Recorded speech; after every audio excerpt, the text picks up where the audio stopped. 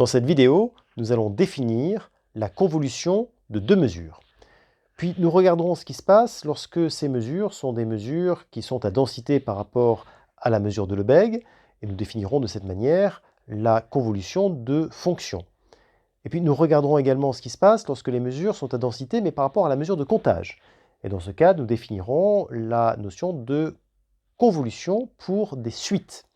Et puis nous verrons également le lien entre convolution et variable aléatoire. Nous allons voir qu'il y a un lien assez fort entre les variables aléatoires, la somme des variables aléatoires et la convolution. Donc commençons tout de suite par la définition de ce qu'est la convolution de deux mesures. Alors on va commencer par prendre un groupe commutatif, c'est-à-dire un ensemble E muni d'une loi interne plus, qui est défini donc interne, qui est associative, pour laquelle il y a un élément neutre, tout élément a un élément inverse, et puis, enfin un opposé, quand la loi est plus, on l'appelle opposé, et puis comme il est commutatif, A plus B, c'est B plus A. Bon. Et puis ce groupe, il est muni d'une topologie T, et la topologie T, on lui demande de rendre continue l'application XY donne X moins Y.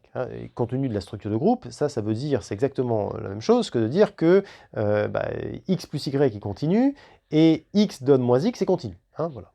Donc ça, quand on a ça s'appelle d'ailleurs un groupe topologique. Bon, alors, on va prendre donc, cet ensemble E muni de cette topologie, et puis on va l'équiper d'une tribu qui est la tribu borelienne. Donc je rappelle, tribu borelienne, c'est la tribu engendrée par les ouverts de la topologie. Bon, alors maintenant je vais prendre deux mesures, lambda et mu, fini, alors sigma fini, pardon, sur E muni de sa tribu borelienne. Bon. On appellera produit de convolution de la mesure mu par la mesure nu, la mesure définie de la manière suivante, on la note mu étoile nu, mais à chaque fois que je prends un borélien, eh bien, la mesure de ce borélien par mu étoile nu, ce sera l'intégrale sur E croix E de la fonction indicatrice de A, du x plus y, par rapport à la mesure produit. On remarque tout de suite qu'on n'a pas de problème de définition, puisque l'application qui a xy fait correspondre x plus y est bien borélienne, puisqu'on a pris ça vient du fait que l'application XY donne X plus Y est continue. Donc on n'a pas de difficulté. Donc c'est pour ça qu'on avait besoin d'un groupe topologique. Bon. Première remarque. Deuxième remarque, ce qu'on a écrit ici, c'est simplement, on est en train de dire que mu étoile nu, c'est simplement la mesure image de la mesure produit par l'application qui a XY fait correspondre la somme. Tout simplement. Bon. Remarquons tout de suite, en appliquant le théorème de Fubini, on obtient que l'intégrale sur E croix F de f du xy avec la mesure produit, vous le savez, c'est la mesure, on peut faire l'intégrale sur E puis l'intégrale sur F, ou l'intégrale sur F puis l'intégrale sur E. Bon, alors vous remarquez tout de suite ce qui se passe dans le cas où on a, dans le cas présent, c'est que f de xy, c'est la fonction indicatrice de A appliquée en x plus y. Donc forcément, voilà ce que j'obtiens pour la mesure de mu étoile nu de A. Bon, donc proposition, si mu et nu sont des mesures de probabilité, eh bien mu étoile nu est une mesure de probabilité. Je rappelle, une mesure de probabilité, ça veut dire qu'elle est finie et la mesure de l'ensemble tout entier, c'est 1. Pourquoi? Parce que mu étoile nu de E, c'est du coup l'intégrale sur E croix E de 1E de x plus y. Donc c'est la mu produit mu par nu de E, évaluant E. Oui, mais comme le produit de deux mesures de probabilité est une mesure de probabilité, donc ça me donne donc 1. Bon, pas de difficulté. Autre proposition, si je prends x et y, deux variables aléatoires indépendantes. Bon, on sait que la mesure, enfin on va démontrer que Px, la loi de x, convoluée avec la loi de y, ça va être la loi de x plus y. Vous voyez, c'est quand même remarquable. Je prends deux variables aléatoires indépendantes, et si je veux regarder la loi de la somme, il suffit de faire la convolution des lois de x et de y. Alors pourquoi est-ce que c'est le cas? Simplement, alors on peut s'en douter, on a poussé la somme, enfin c'est la mesure image du produit par la somme. Bon, vous pouvez s'en douter. Enfin, démontrons-le. Pourquoi? Alors parce que P de x plus y de A, c'est P de x plus y appartient à A, c'est-à-dire l'intégrale sur E croix E de 1A de x plus y. Bon, et ben oui, alors ça me fait 1A de petit x plus petit y, si vous voulez, avec la mesure produit. Oui, alors ça, c'est exactement le produit de convolution de P de x avec P de y. Hein, voilà. Troisième proposition, la mesure de Dirac est un élément neutre pour la convolution. Pourquoi? Simplement, il suffit d'écrire. Hein, si je fais delta 0, enfin, pour pas ce qui se passe, c'est en 0, delta convolu avec nu, simplement j'écris les choses. Qu'est-ce qui se passe quand je fais la mesure, quand je fais l'intégrale par rapport à la mesure de Dirac? Simplement, ça correspond à l'évaluation en 0. Hein. Donc ça va me faire l'intégrale sur E de 1A de y nu de dy, c'est-à-dire nu de a. Donc vous voyez bien que j'ai bien l'égalité des mesures, donc pas de problème de ce côté-là. La mesure de Dirac est un élément neutre pour la convolution. Et dernière proposition, le produit de convolution est commutatif. Bon, soit on l'écrit directement, on voit pourquoi, soit on fait remarquer que, comme on a poussé la somme à travers, c'est la mesure image de la somme est commutative, et bien forcément c'est commutatif. J'insiste d'ailleurs sur le fait que c'est grâce à la somme que le produit de convolution est commutatif. C'est pas grâce au produit des mesures, parce que vous savez, le produit des mesures n'est pas commutatif. Donc ce qui rend le produit de convolution commutatif, c'est le fait que la somme soit commutative. Et du coup, quand on fait x plus y, donc 1a de x plus y, eh bien c'est ça qui nous donne la commutativité du produit de convolution. Bon. Alors, maintenant qu'on a défini la convolution de deux mesures, il y a deux cas particuliers essentiels. Premier cas particulier essentiel, c'est le cas où je prends comme ensemble E RD, avec une des mesures de densité, une mesure de densité par rapport à la mesure de Lebesgue. Autrement dit, une mesure qui va s'écrire une fonction fois la mesure de Lebesgue. Et puis un autre cas intéressant, c'est E égale, alors on va mettre ZD, avec une mesure de densité par rapport à la mesure de comptage. Bon. Alors le premier cas, c'est souvent ce que les gens appellent la convolution, ou sans préciser davantage, convolution de fonction. Deuxième cas, vous le verrez souvent sous le nom de convolution discrète. Voilà. Alors on va commencer tout de suite par le cas où on a des mesures de densité par rapport à la mesure de Lebesgue. Donc on va tout d'abord constater que RD muni de l'addition est bien un groupe commutatif. Et puis d'ailleurs, pour la topologie usuelle, on a bien xy donne x moins y qui est bien continu. Donc on est bien dans le cadre qu'on a donné tout à l'heure. Eh bien, je peux définir, si je prends deux mesures de densité mu et nu, donc mesure de densité f et g par rapport à la mesure de Lebesgue. Donc ça veut dire que mu de a, je peux donc mesurer l'ensemble A, n'importe quel borélien A par n'importe quel ensemble mesurable A par l'intégrale sur E de f fois 1A avec la mesure de Lebesgue. Et pour nu A, c'est l'intégrale sur E de G1A fois la mesure de Lebesgue.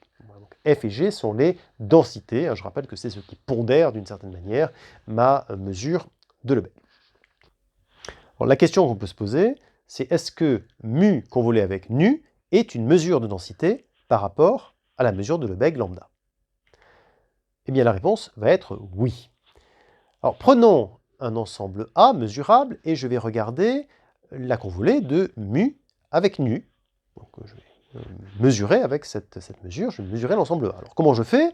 Eh bien, par définition, c'est l'intégrale sur E de l'intégrale sur E de la fonction indicatrice de A évaluée en x plus y. Donc je commence par faire l'intégrale par rapport à la variable x et la mesure mu, puis ensuite une deuxième fois, la deuxième avec la mesure nu et la variable dy. Bon. Alors, ce que je vais faire, c'est que je vais tout de suite remplacer mu et nu par les définitions avec la mesure de Lebesgue. Donc je remplace mu par f fois lambda, et puis je remplace nu par g fois lambda. Bon.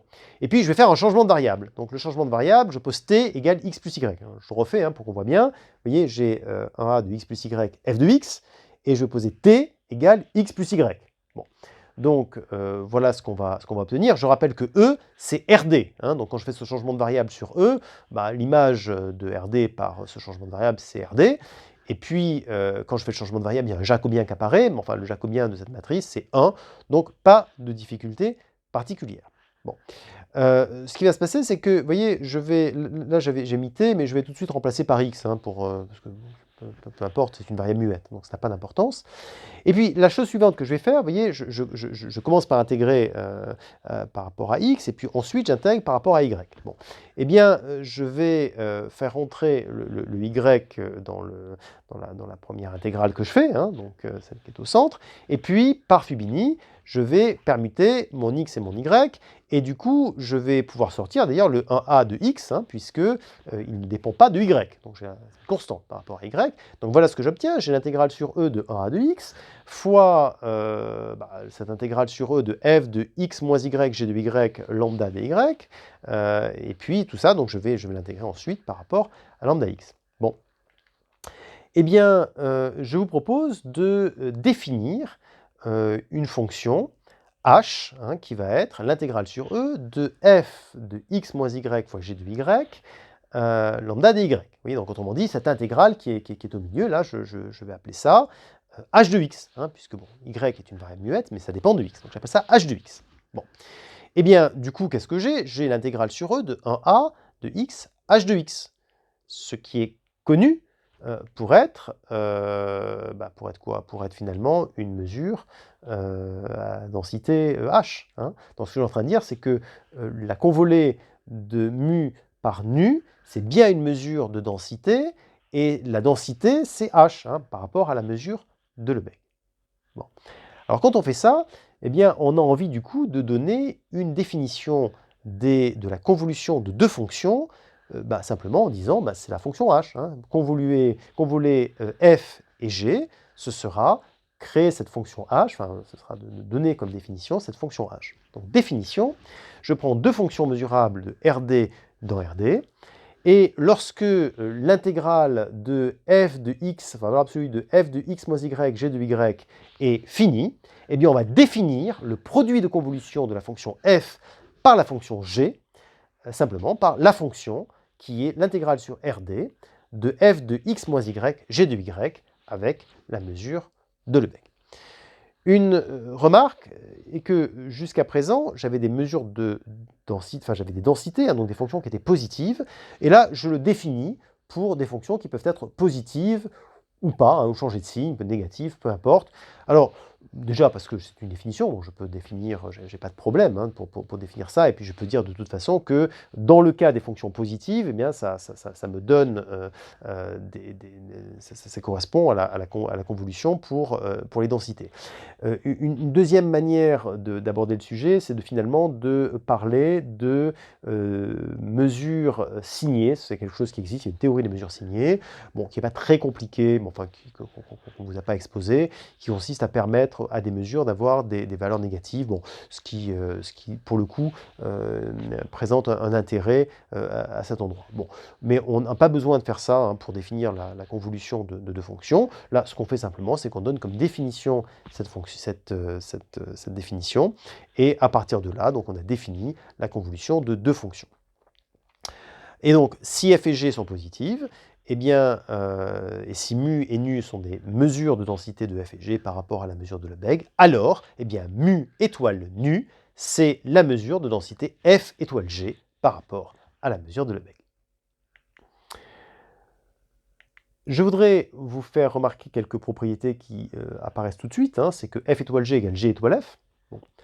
Alors ça, on le déduit simplement même de la formule hein, qui est ici, hein, puisque là, on l'a défini de manière très simple, que c'est associatif, hein, pas de difficulté particulière là-dessus, et puis que c'est distributif. Si je fais f étoile g plus ah, eh c'est f étoile g plus a, f étoile h hein, pour tous les a réels. Bien. Alors, on va donner tout de suite un théorème, qui est un théorème qui dit que si j'ai f et g qui sont dans L1, alors le produit de convolution est défini pour presque tout x. Hein, le produit de convolution en x de f étoile g de x défini pour presque tout x. En plus, f étoile g dans L1 et la norme dans L1 de f étoile g est majorée par la norme de f dans L1 fois la norme de g dans L1. Alors comment est-ce qu'on démontre ça? Bon, alors, pour simplifier la notation, je vais noter lambda au lieu de lambda d. Eh bien, j'applique le théorème de Fubini-Tonelli. Qu'est-ce qu'il dit Fubini-Tonelli? Il dit l'intégrale sur RD de l'intégrale sur RD de f de valeur absolue de f de x moins y fois valeur absolue de g de y, eh bien, je peux permuter des x et des y. Bon. Et ce que je vais faire, du coup, c'est que je vais sortir mon g de y, et en sortant mon g de y, en faisant un changement de variable, qui est le changement de variable inverse de ce qu'on avait fait tout à l'heure, d'ailleurs, donc avec t, bon, que je vais rappeler x pour, voilà, pour simplifier la notation, je vais récupérer l'intégrale sur RD de f de x, lambda dx. Bon, dit autrement, je vais être en mesure, du coup, de séparer mes deux intégrales, et vous voyez tout de suite que ce qui va se passer, c'est qu'à partir du moment où f et g sont toutes les deux dans L1, forcément ça va être plus petit que plus l'infini. Donc je vais avoir effectivement la définition presque partout, puisque on a que c'est plus petit que plus l'infini. On a que f étoile g est dans L1, et puis on a le fait que, puisque c'est dans L1, eh bien, le produit la norme L1 de f étoile g, ce sera le plus petit que la norme f, la norme L1 de f fois la norme L1 de g. Voilà, donc pas de difficulté majeure pour ce théorème. Un autre théorème dit que si je prends P et Q dans 1 plus l'infini, fermé, donc j'autorise Q à être égal à plus l'infini. Donc je vais pouvoir prendre l'ensemble à l'infini. Et conjugué, donc 1 sur P plus 1 sur Q égale. Eh bien, si je prends f dans LP et g dans LQ, alors f étoile g est bien défini, et en plus, alors vous voyez, c'est pas rien, uniformément continu et borné.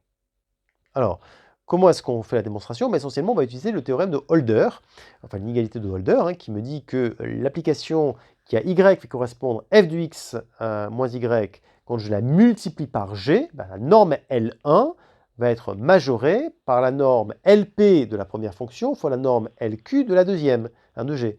Et ça, je peux le faire puisque P et Q sont conjugués. Donc Holder s'applique. Et donc ça, c'est égal à la norme LP de f fois la norme LQ de g. Donc déjà, pour commencer, f étoile g est bien défini. Oui, et en plus, pour l'uniforme continuité, eh bien, on va regarder le caractère borné, et pour le caractère borné, on va considérer une application sigma qui a y qui correspond à y moins x, et on peut montrer que x donne f composé avec sigma de x est uniformément continu de RD dans LP. Là, en revanche, il faut supposer que P est pas plus l'infini, mais si P égale plus l'infini, il suffit de permuter LP et LQ, ça ne pose pas de difficulté particulière. Bon. Donc voilà pour les deux théorèmes. Ces deux théorèmes me disent, voilà les conditions dans lesquelles je peux garantir que ma convolution peut être calculée sans problème. Bon. Je voudrais qu'on regarde un exemple pour comprendre ce que représente la convolution de deux fonctions. Alors, je vous propose de prendre d égale 1, ce sera plus simple, et de prendre deux fonctions, la fonction f, qui à x fait correspondre 0 avant qu'on arrive à moins 1. En moins 1, je vais monter de moins 1, je monte jusqu'en 0, en 0, j'ai la valeur 1, et puis je redescends jusqu'en 1, et ensuite je vaut toujours 0. Voilà. Et puis une deuxième fonction, g, qui vaut 1 demi si x est compris entre 1 et 3, et 0 partout ailleurs. Autrement dit, voilà les deux graphes des fonctions. Alors pour la fonction g, vous remarquez qu'il y a un segment de droite verticale qui n'a aucun lieu, qui n'a pas lieu d'être, c'est une représentation graphique. On verra souvent ce genre de choses lorsqu'on représente ce type de fonction. On appelle ça des fonctions créneaux, mais bien sûr les segments verticaux ne sont pas là. Voilà, donc on a ces deux fonctions-là. Alors d'ailleurs, les fonctions, je vais leur donner, je vais appeler ça max de 0, 1 moins valeur absolue de x. Et puis g, je vais appeler ça 1 demi de la fonction indicatrice de 2, 3. Bon, donc vous voyez ce qui se passe, au lieu d'appeler ça x, je vais appeler ça y, je peux changer le nom des variables, parce que x, ça va être un paramètre dans un instant. Et ce qui va m'intéresser, c'est de regarder la fonction f de moins y, puisque je vais faire dans quelques instants f de x moins y. Donc f de moins y, simplement, je fais une symétrie. Alors là, comme la fonction est paire, il ne se passe pas grand-chose. Et ce qui m'intéresse, c'est de regarder l'application qui à y fait correspondre f de x moins y. Vous voyez?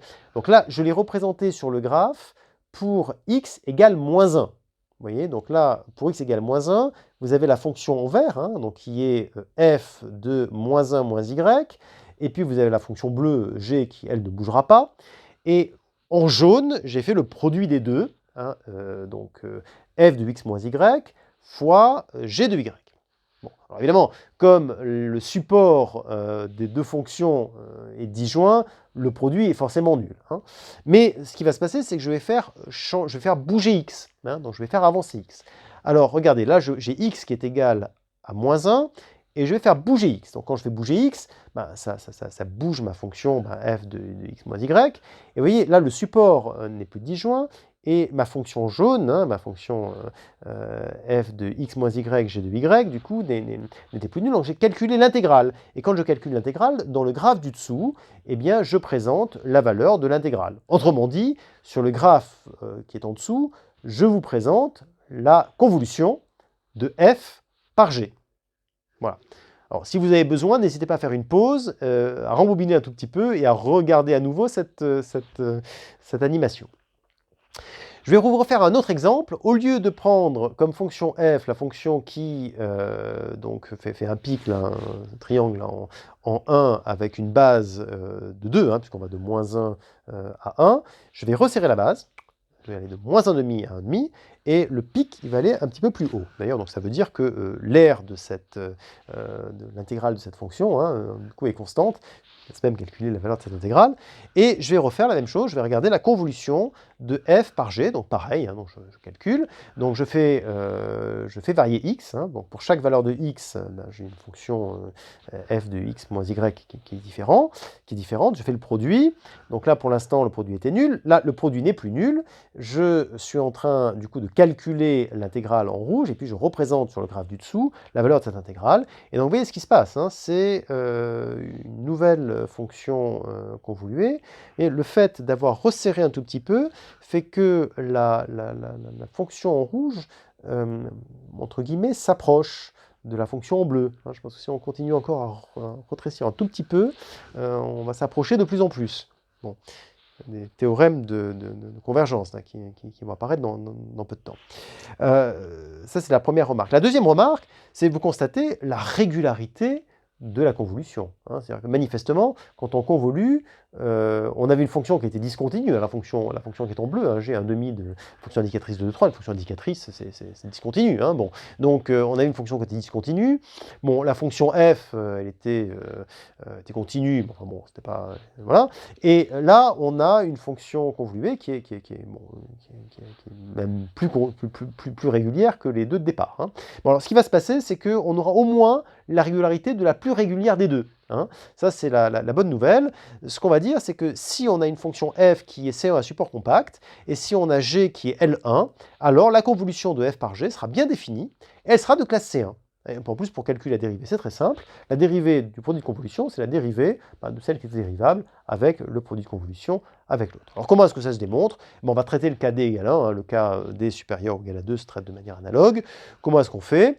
Bon, déjà, première remarque, hein, c'est que les fonctions continues à support compact, c'est dans L1. Donc, on a deux fonctions dans L1. Quand on fait le produit de convolution, c'est bien défini. Première chose. Deuxième chose, comme la dérivée est continue, ça aussi c'est dans L1, on continue à support compact, donc c'est dans L1. Du coup, f' étoile g est également bien défini. Bon. Maintenant, je vais prendre x dans R, je prends un epsilon positif, et ce que je vais faire, c'est que chaque fois que je prends un z dans R, et un h positif, je remarque que f de z plus h moins f de z, c'est l'intégrale de f' sur l'intervalle z plus h. Hein, c'était le théorème fondamental dont on avait parlé lors du chapitre 4. Et en faisant ça, eh bien, je vais écrire moins h f' de z, ce qui va me permettre simplement de récupérer la constante f' de z dans mon intégrale. Bon, quand je fais ça, je vais ensuite écrire les choses de cette manière. Hein. Je vais faire un changement de variable sur 0,1. Donc mon jacobien sort, c'est du h. Je sors lui-même de l'intégrale puisqu'il est constant. Et j'obtiens du coup que f de z plus h moins f de z sur h moins f' de z, c'est cette intégrale à droite. Bon, alors... comme l'application est continue à un support compact, donc continue sur un compact en particulier, elle va être uniformément continue, et donc il va exister un état tel que Z1 moins Z2 plus petit que bêta en valeur absolue, va me permettre de rendre f' de Z1 moins f' de Z2 plus petit que n'importe quel epsilon, en particulier epsilon sur norme 1 de G. Alors, on imagine qu'il va y avoir une norme L1 de G qui va multiplier ces gens-là et qu'on va se retrouver avec un epsilon, évidemment.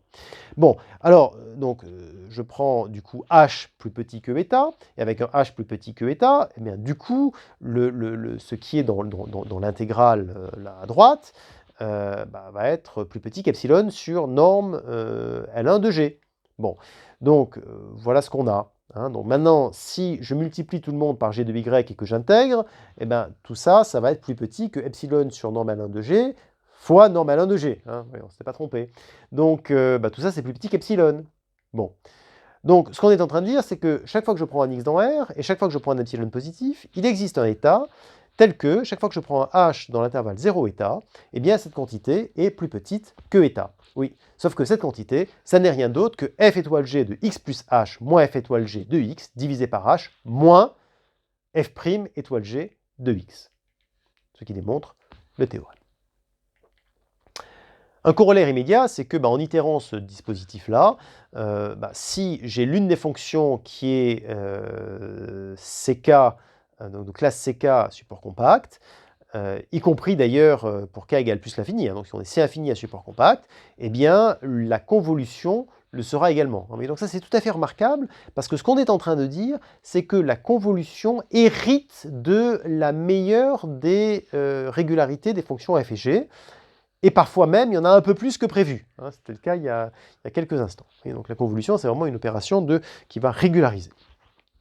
Donc voilà pour la convolution des fonctions. Hein, voilà, donc on est parti de la convolution des mesures. Dans le cas où on a des mesures qui sont des mesures à densité, hein, donc on a des fonctions qui apparaissent, eh bien on a défini la convolution des fonctions. Et il y a un deuxième cas donc, qui est évidemment extrêmement intéressant, c'est le cas où on est avec des mesures de densité, mais qui sont des mesures de densité par rapport à la mesure de comptage.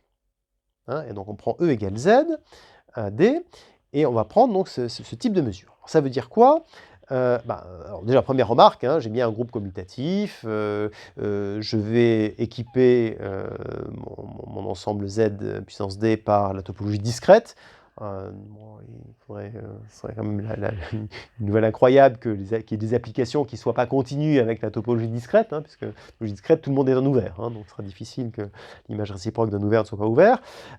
Bon, et donc, voilà, donc je prends cette topologie discrète, donc j'équipe E de l'attribut discrète également, donc voilà, pas de difficulté majeure à ce niveau-là.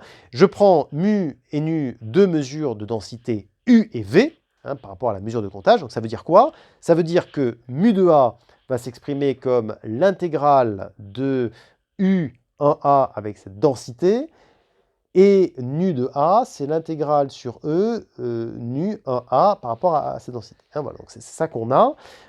Bon, on va écrire les choses légèrement différemment. On va écrire les choses comme ça. Hein, on va dire mu de A, c'est ma suite UN, multiplié par les delta n, donc les Dirac, donc au point n de A, et la mesure de A, c'est pareil, mais avec la suite Vn. Voilà. Donc à ce stade, moi je vous invite, si vous n'avez pas bien compris les expressions qui sont là, pourquoi on a des mesures de Dirac pour cette mesure de comptage, donc là, à arrêter la vidéo et à bien comprendre ce qui se passe, hein, pourquoi on écrit mu de A, qui est la somme d'une suite fois les Dirac en n appliqués à A. Donc ça, c'est important que vous compreniez bien ça. Si vous avez compris, il n'y a pas besoin d'arrêter la vidéo, évidemment.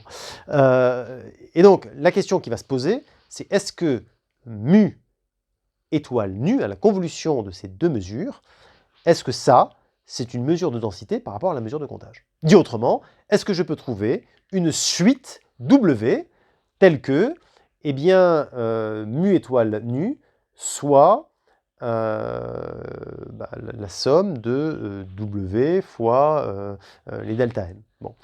Eh bien, la réponse, c'est oui, c'est possible. Et W va être définie, la suite W va être définie de la manière suivante, comme la somme des UN-K VK pour K appartenant à Zn. Alors, pourquoi? Ben, pour des raisons qui sont tout à fait les mêmes hein, que ce qu'on a fait il y a quelques instants avec la convolution des fonctions. Bon. Et donc, mu étoile n sera bien une mesure à densité, une mesure de densité W par rapport à la mesure de comptage. Alors, il y a tout de suite, je vais vous faire remarquer une chose, hein, c'est que quand on a écrit Wn qui est égal à la somme pour K appartenant à ZD de UN-K VK, je voudrais attirer votre attention sur le fait qu'il s'agit de multi-indices, hein, c'est-à-dire que N c'est N1 à Nd et K c'est K1 à Kd. Hein, donc ce sont des multi-indices. Donc quand on fait la somme ou la différence, ben, on fait terme à terme, enfin, chacun des duplés. Bon voilà, donc on est évidemment sur des multi-indices. Bon.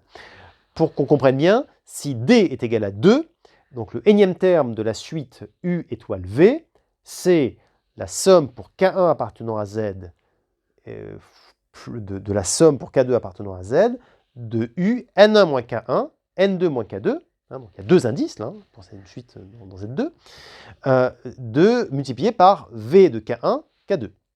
Puis pour D égale 1, c'est encore plus simple évidemment, c'est donc le énième terme de U étoile V, c'est la somme pour K appartenant à Z de U N-K VK. Et encore plus simple, si je prends des suites qui ne sont plus dans Z, mais dans N.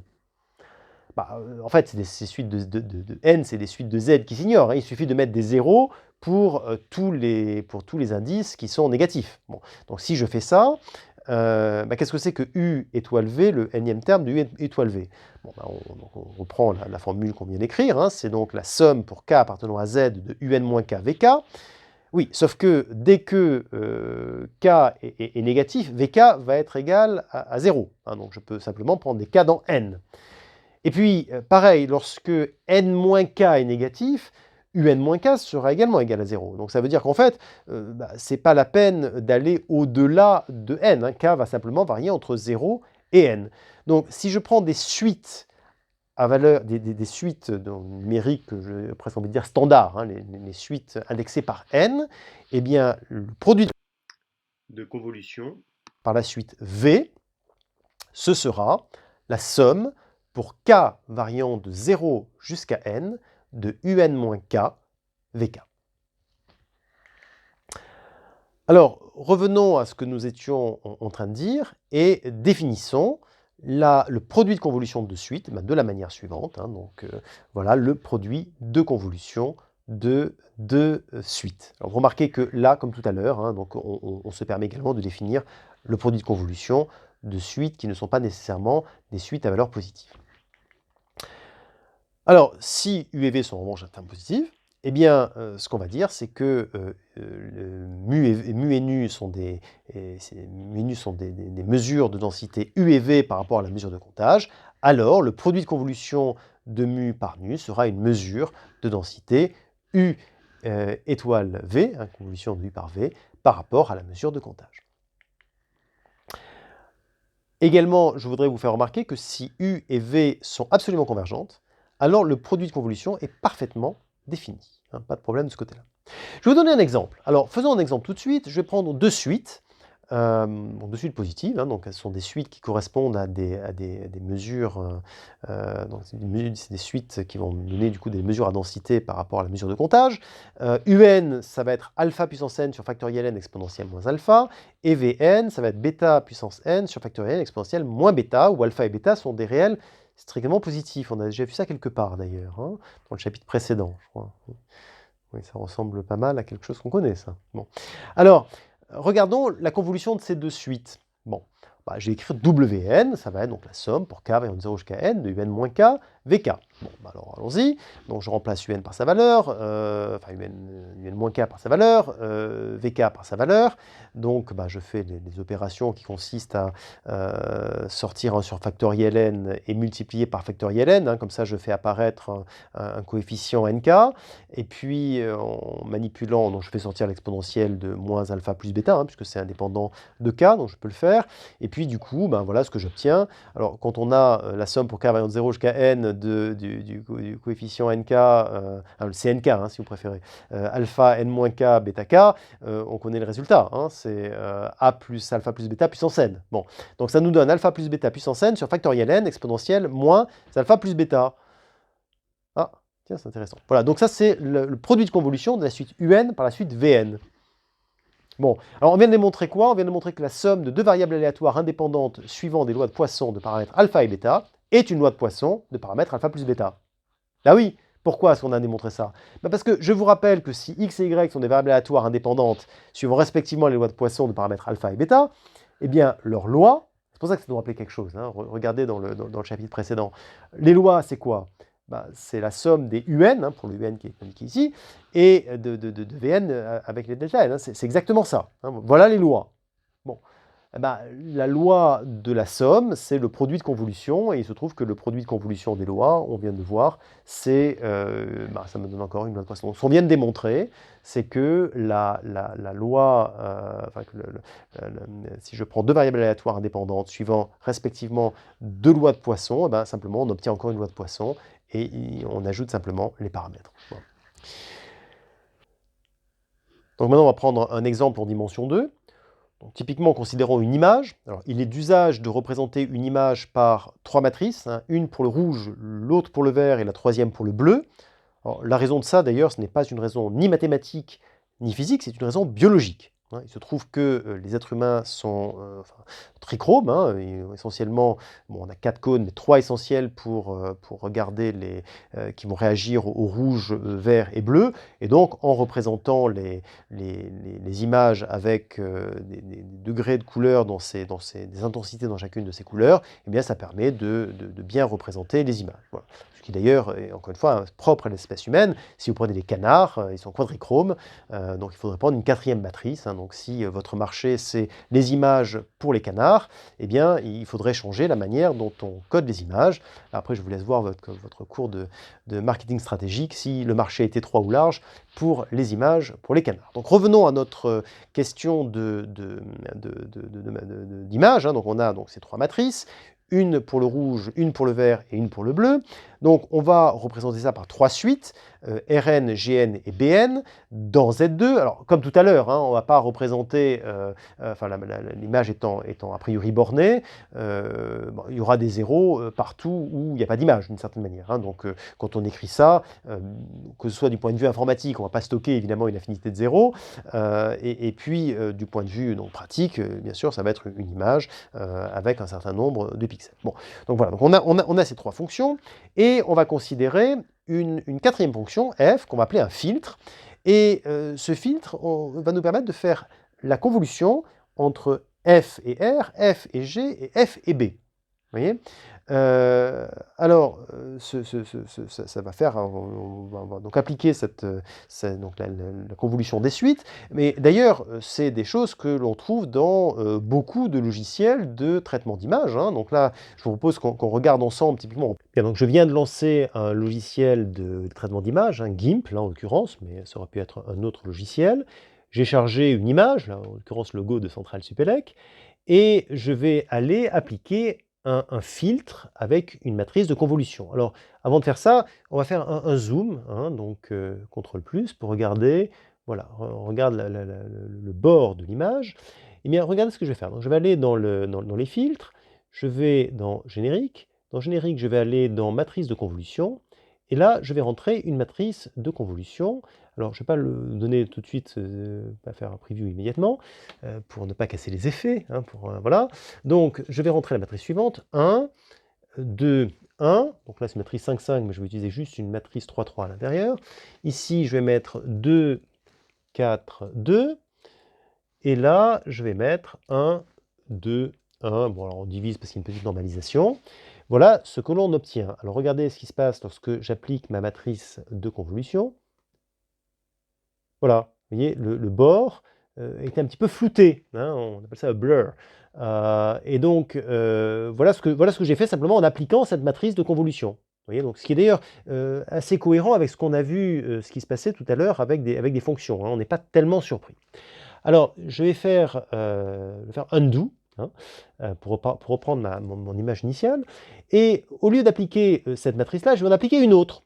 Bon, alors je retourne dans matrice de convolution, et cette fois-ci, la matrice que je vais rentrer va être légèrement différente.